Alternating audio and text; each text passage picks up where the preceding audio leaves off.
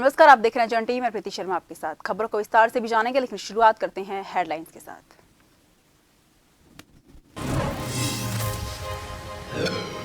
नेपाल से राजनेताओं का एक प्रतिनिधिमंडल का उत्तराखंड दौरा। सीएम धामी ने की मुलाकात। मुख्यमंत्री को नेपाल आने का दिया न्योता। बीजेपी पदाधिकारियों के साथ की बैठक।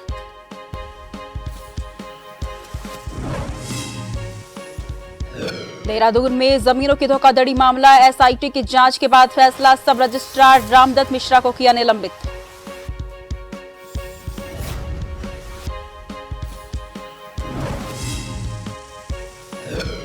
उत्तराखंड की नागरिक आपूर्ति मंत्री रेखा आर्य का 3 दिवसीय चंपावत दौरा। कहा, पार्टी के निर्देश पर लड़ेगी लोकसभा चुनाव। आपदा प्रबंधन कार्यों के लिए समीक्षा बैठक।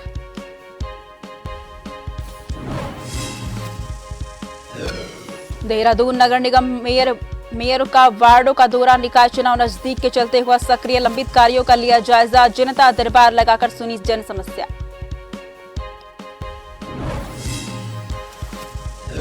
उत्तराखंड में मौसम का लगातार बदल रहा मिजाज। बारिश के चलते बद्रीनाथ धाम में तीर्थ यात्रियों की संख्या में दिखी कमी। अब तक 11 लाख से ज्यादा कर चुके हैं यात्री यात्रा।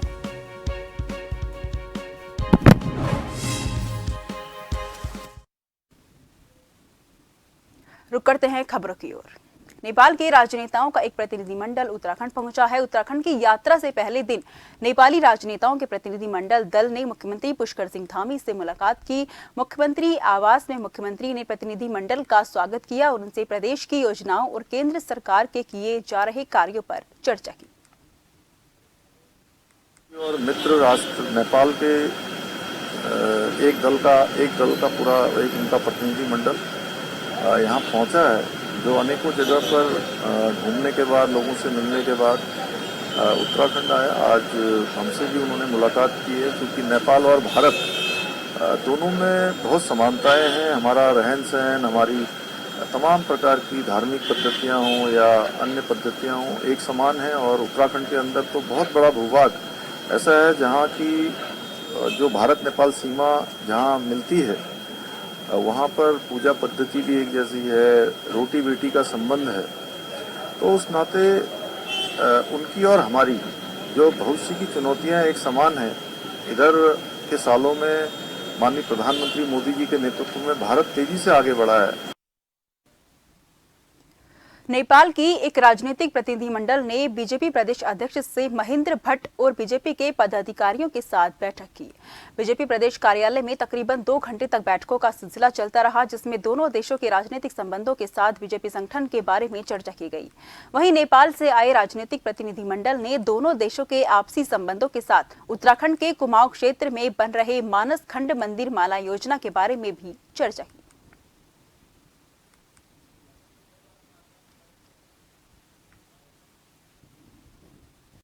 उत्तराखंड और नेपाल का जुड़ा हुआ बॉर्डर है, तो हम नेपाल बॉर्डर पर क्या क्या कार्यक्रम रूप में ले रहे हैं उसकी जानकारी दी। कुछ सुझाव प्रतिनिधिमंडल की ओर से भी आए। और अभी भारतीय जनता पार्टी के संगठन स्वरूप को, संगठन ढांचे के संदर्भ में आप हमारे मध्य में थे। हमने भी नेपाल के आपके दल के संगठन भाव को समझा और अपने बारे में बताया। अब मैं इस अवसर पर जिनके नेतृत्व में प्रतिनिधिमंडल आया है, बहन पंपा भूसाल जी से निवेदन करूंगा कि अपने अनुभव आप सबके सामने साझा करें। भारतीय जनता पार्टी के सम्मानित राष्ट्रीय अध्यक्ष जेपी नड्डा जी के आमंत्रण में भारत आया। इस विजिट का मुख्य अर्थ था 2 पार्टी के बीच के संबंध सुदृढ़ करना, 2 देश के जनता के जो हमारा ऐतिहासिक, भौगोलिक, सांस्कृतिक सभी चीज से हम जुड़े और एक अच्छे छिमेकी राष्ट्र है, वो संबंध और सुदृढ़ करने के लिए, 2 राष्ट्र के बीच के संबंध भी सुदृढ़ करने के लिए ये भ्रमण बहुत फलदायी हुआ। डोईवाला में भविष्य में एरो सिटी बनाए जाने की चर्चा इन दिनों जोरों पर है, जिसे लेकर डोईवाला में किसानों ने महापंचायत भी की। हालांकि राज्य सरकार का कहना है कि ऐसा कोई प्रस्ताव अभी नहीं है, सरकार ने ऐसी कोई योजना नहीं बनाई है। मुख्यमंत्री पुष्कर सिंह धामी ने इस मामले से बात करते हुए कहा कि अगर ऐसा कोई प्रोजेक्ट बनाया जाएगा तो पहले किसानों से बात की जाएगी। एरोसिटी का कोई प्रस्ताव फिलहाल नहीं है। किसानों की जमीन अधिग्रहण करने का कोई फैसला नहीं लिया गया है। किसानों को सिर्फ भड़काया जा रहा है।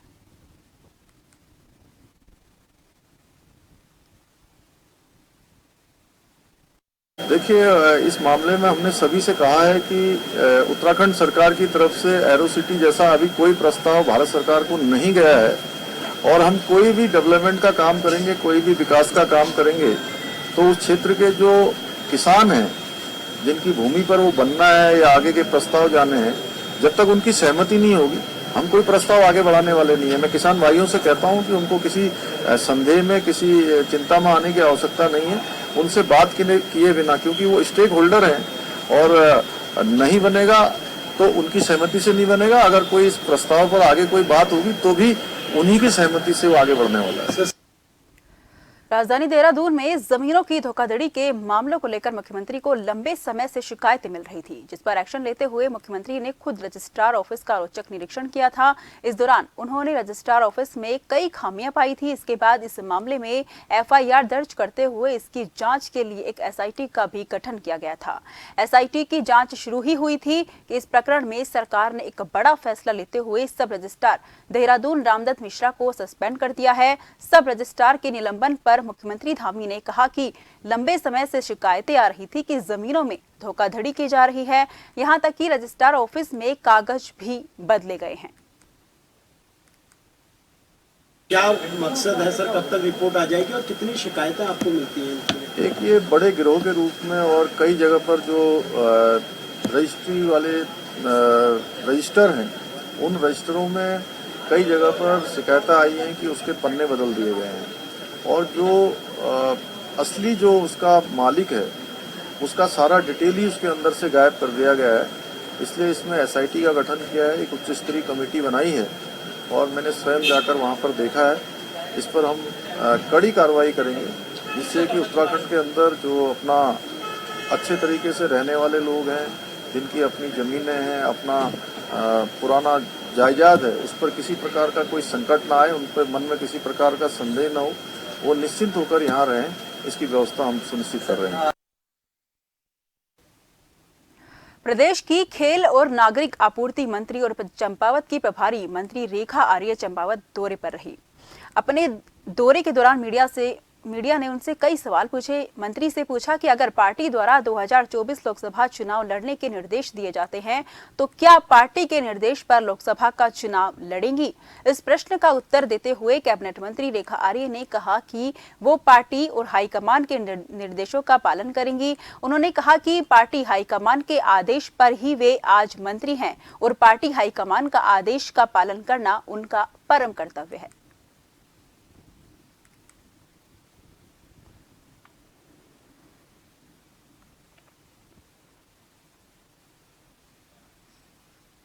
देखिए, पार्टी के निर्देशों के क्रम में मैं यहाँ पर खड़ी हूँ।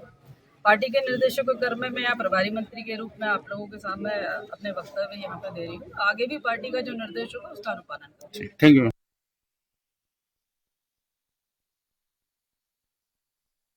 नैनीताल में प्रभारी मंत्री कैबिनेट मंत्री रेखा आर्य ने अपनी 3 दिवसीय जनपद भ्रमण के दौरान जनपद के विभिन्न आपदाग्रस्त क्षेत्रों का संबंधित अधिकारियों और जनप्रतिनिधियों के साथ विभिन्न आपदाग्रस्त मोटर मार्ग का स्थलीय निरीक्षण किया और आम जनमानस की जन समस्याओं का संज्ञान लेते हुए आज राज्य अतिथि गृह सभागार नैनीताल में संबंधित अधिकारियों के साथ आपदा प्रबंधन के अंतर्गत किए गए कार्यों की समीक्षा बैठक ली।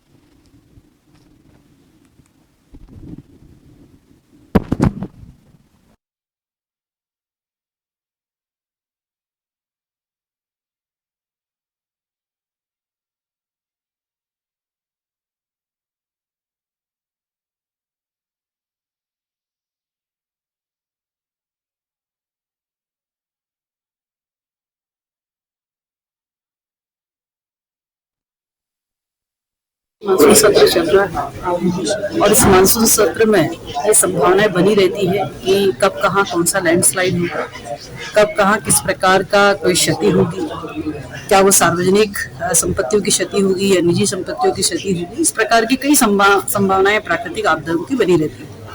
इस बीच में जनपद नैनीताल में भी कुछ प्राकृतिक आपदाएं रही और उन प्राकृतिक आपदाओं में चाहे हमारा ये रामनगर का तिरुमुदारा क्षेत्र का रहा हो, चाहे हमारा ये भरतपुर भंपापुरी रहा हो, चाहे काठगोदाम हेड़ाखानी का मार्ग रहा, चाहे हमारे भोला नदी का अप्रोच पुल रहा।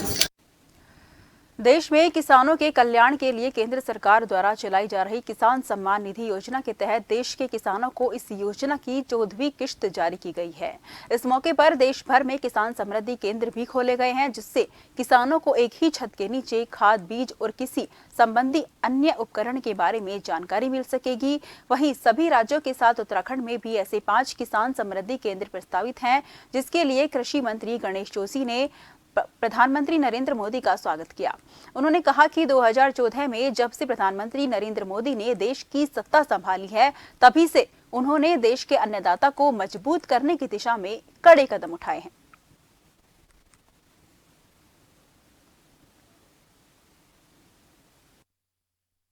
गरीब वर्ग की चिंता मोदी जी करते हैं, वहीं देश का अन्नदाता किसान की चिंता मोदी जी करते हैं।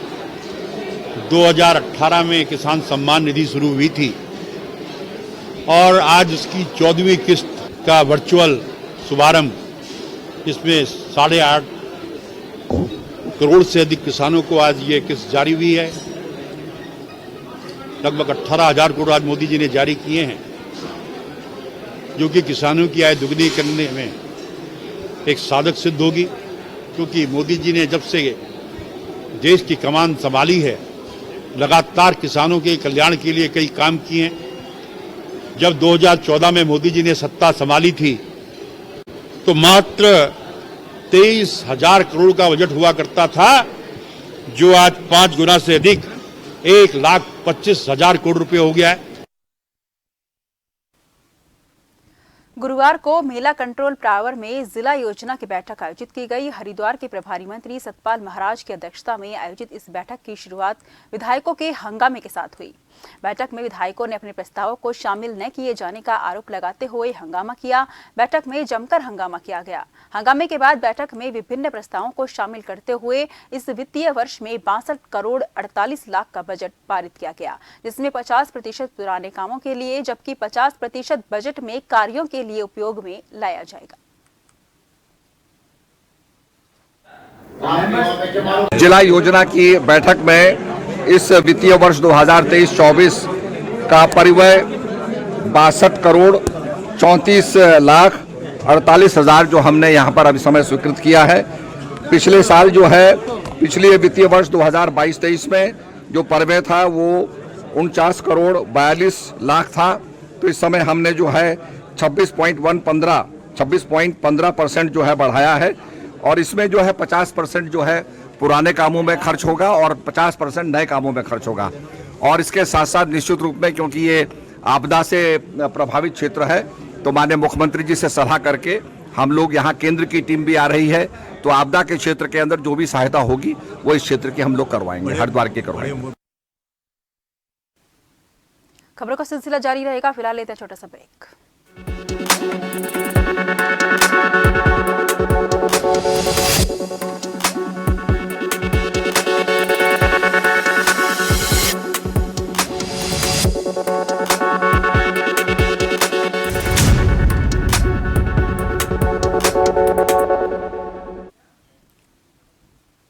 ब्रेक के बाद फिर से आपका स्वागत है। रुक करते हैं खबरों की ओर। कोटद्वार में खनन माफियाओं के कारण बीच से ध्वस्त हुए मालन पुल को लेकर अधिकारियों की बड़ी लापरवाही देखने को मिल रही है।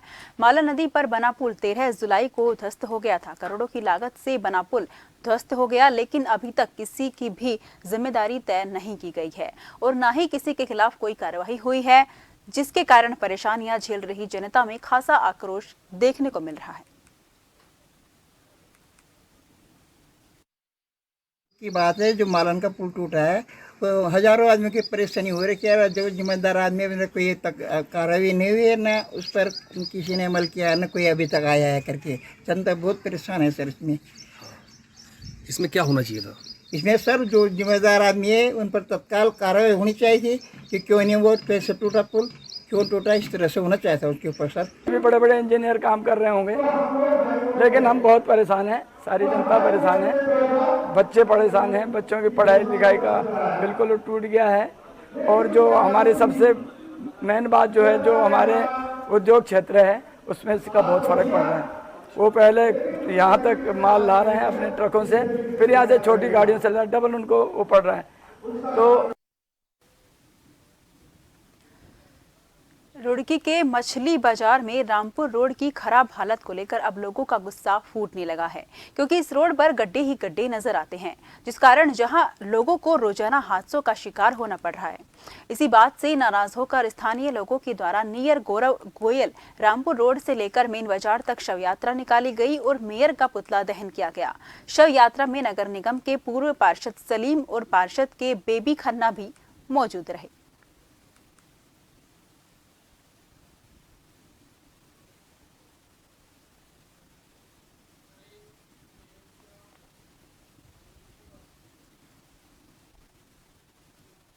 इन दिनों नगर निगम लंबित कार्यों के शीघ्र निपटारे में लगा हुआ है। वहीं मेयर डॉक्टर जोगिंद्र पाल सिंह रोतेला स्वयं वार्डों में जाकर लंबित कार्यों का जायजा ले रहे हैं। वहीं अब इसे निकाय चुनाव नजदीक होने का साइड इफेक्ट कहें या फिर जनता के लिए समर्पित इस बहाने लंबित कार्यों ने गति पकड़ ली है। बता दें कि रोजाना मेयर निगम अधिकारियों के साथ बैठक ले रहे हैं और वहीं जनता दरबार लगाकर समस्याओं को सुनकर तुरंत निस्तारण भी किया जा रहा है।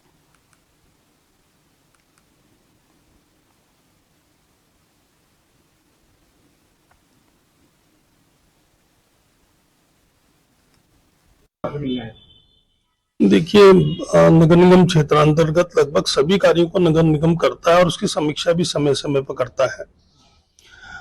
चूंकि जनहित से जुड़े हुए मसले हैं, जनहित से जुड़ी हुई विषय समस्याएं हैं, उन समस्याओं का निराकरण नगर निगम अपने स्तर से करता है। जो निगम स्तर से नहीं होती उस स्तर पर हम प्रशासन और शासन स्तर से उन कामों को कराते हैं।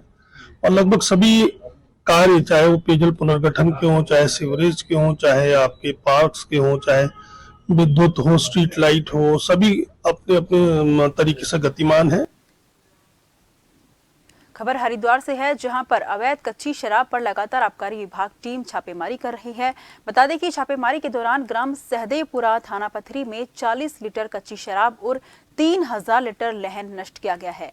बता दें कि जिला आबकारी अधिकारी प्रभाशंकर मिश्रा द्वारा लगातार अवैध कच्ची शराब बनाने वालों पर कार्रवाई की जा रही है।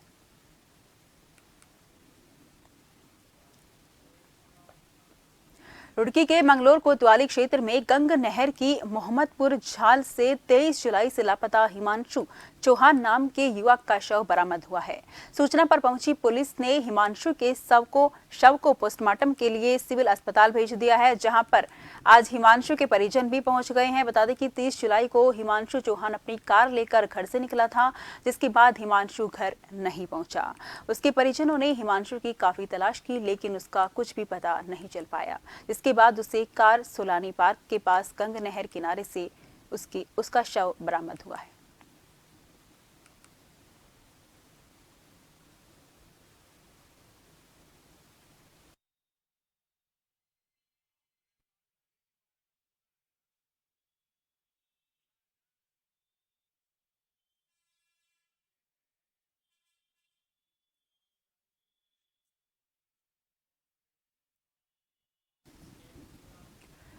कुछ दिनों से पहाड़ों में मौसम का मिजाज बदला हुआ है। इसी वजह से लगातार बरसात के चलते चार धाम की यात्रा पर भी मौसम की मार पड़ रही है।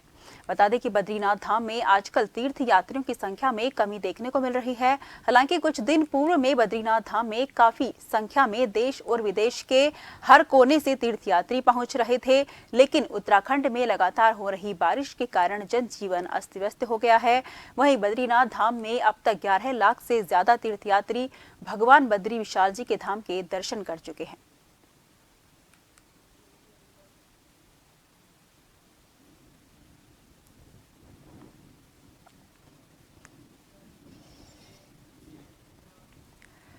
उत्तरकाशी मुख्यालय में कूड़ा निस्तारण केंद्र पर स्थानीय लोगों ने जमकर हंगामा किया। स्थानीय लोगों का कहना है कि कूड़ा निस्तारण के नाम पर नगरपालिका उनको धोखा दे रही है और जन भावनाओं के साथ खिलवाड़ कर रही है।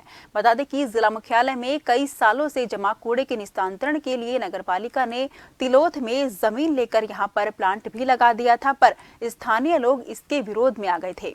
इसके बाद स्थानीय विधायक, जिला प्रशासन, नगरपालिका और स्थानीय लोगों के बीच एक समझौता हुआ था, जिसके अंतर्गत नगरपालिका को यहां पर कूड़ा निस्तारण करना था। पर स्थानीय लोगों का कहना है कि समझौते के तहत नगरपालिका को रोजाना 2 डंपर कूड़े का निस्तारण यहां करना था, पर नगरपालिका यहां बड़ी मात्रा में कूड़ा डंप कर रही है, जिसके कारण उन्हें भारी समस्याओं से गुजरना पड़ रहा है। कोई बीमार है हमारे परिवार में, मैं वहाँ पर खड़ा था, 2-3 ट्रक निकले, उनमें बदबू आई। बदबू आने का मुझे शक हुआ कि बदबू क्यों आ रहा है इन ट्रकों में। उसके बाद मैं सड़क पर आया, ऊपर सड़क पर नीचे बैंड करके आना था उन्हें। मैं सड़क पर आया, मैं 10 मीटर पीछे, 10-12 मीटर पीछे थी ट्रक, और मैंने सड़क पर चला गया।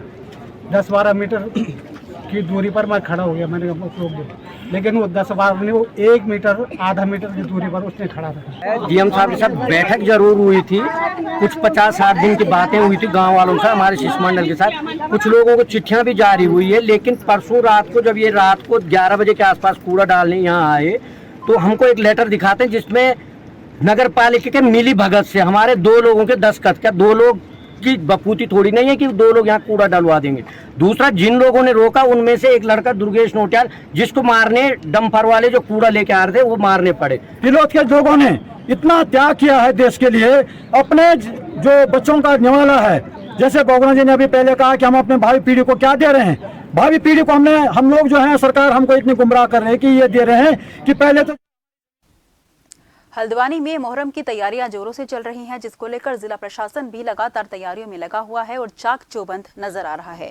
वहीं बता दें कि तैयारियों को लेकर पुलिस प्रशासन ने स्थानीय जनता के साथ मिलकर वनभूलपुरा क्षेत्र की जनता के साथ बैठक ली और क्षेत्र की सड़कों के गड्ढे भरान से लेकर बिजली, पानी और साफ सफाई की व्यवस्था को चाक चौबंद कराने के निर्देश दिए। इस मौके पर एसपी सिटी हरबंश सिंह ने क्षेत्र में शांति माहौल बनाए रखने की अपील की और ट्रैफिक आदि व्यवस्था को लेकर लोगों से बातचीत कर रूट निर्धारित किया।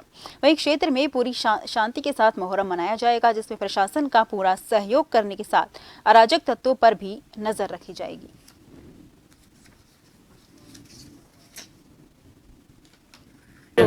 जो आगामी त्यौहार है हमारा मुहर्रम का, उसको लेकर आज यहाँ पर एक बैठक वनभूलपुरा थाने के अंतर्गत की गई है, जिसमें सभी क्षेत्र के लोग यहाँ पर मौजूद थे और इनके द्वारा जो हमारे जो मुहर्रम के जुलूस का जो रूट होता है, उस पर जो व्यवस्थाएं करानी है उसके लिए संबंधित विभाग को निर्देशित किया गया है। जहाँ जहाँ गड्ढे हैं उन गड्ढों को भरवाने के लिए इसमें आदेशित कर दिया गया है। साथ ही जो स्ट्रीट लाइट वगैरह लगती है और जो बिजली के तार जो ढीले हो रहे हैं, उसके लिए विभागों को निर्देशित कर दिया गया है। 29 जुलाई को मुहर्रम के पर्व को लेकर यहाँ पर मीटिंग ली गई है और सब लोगों को अवगत करा दिया गया कि उनके द्वारा क्या क्या किया जाना है। सबको सख्त निर्देश दिए गए कि 10 बजे के बाद किसी प्रकार का ध्वनि प्रदूषण ना हो, ताजियों की हाइट 12 से 14 फुट से ज़्यादा ना हो, ताकि किसी प्रकार की कोई समस्या ना हो।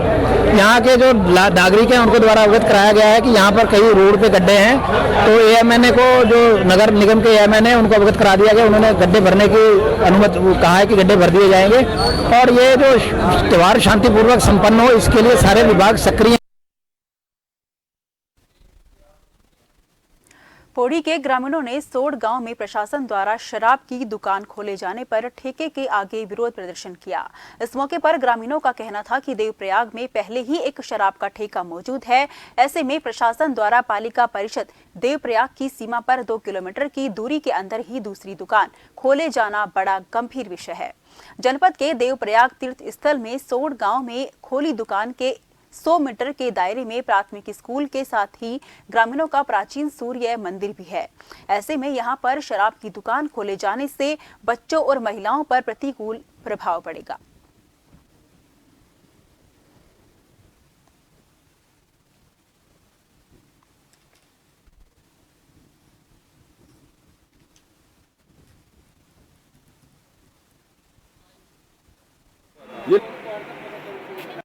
एकत्र होने का मतलब तो कुछ ना कुछ होगा ही। जब मतलब सरकार ने देवप्रयाग जैसी मतलब जो संगम नगरी है, पवित्र नगरी है, यहाँ पे इस धार्मिक नगरी में पहले से दारू का ठेका है, फिर दूसरा ठेका खोल दिया। इनकी मुश्किल से 2-2.5-3 किलोमीटर की दूरी होगी। तो फिर मतलब जब ऑलरेडी सफदरखाल में ठेका है तो इसको फिर इसका विस्तार केंद्र क्यों खोल दिया गया ये? भाई अगर ठेका इतना मतलब ये पॉपुलेशन होती देवप्रयाग की तो उस पॉपुलेशन में मतलब 10 ठेके भी खुल जाते तो कोई दिक्कत नहीं थी। महिला पुलिस तो यहाँ नीचे है, महिला पुलिस है, एक महिला कांस्टेबल ये थाने पे एक 2 ही पोस्टिंग है। तो यहाँ एक महिला पुलिसकर्मी है। अभी धरना शांतिपूर्ण चल रहा है, इसलिए ज़्यादा फोर्स की ज़्यादा बल की यहाँ कोई आवश्यकता नहीं है। फिलहाल के लिए मुझे दीजिए इजाजत। देश भर की तमाम खबरों के लिए आप लगातार देखते रहिए चैन टीवी, क्योंकि हम हैं जन जन की आवाज़।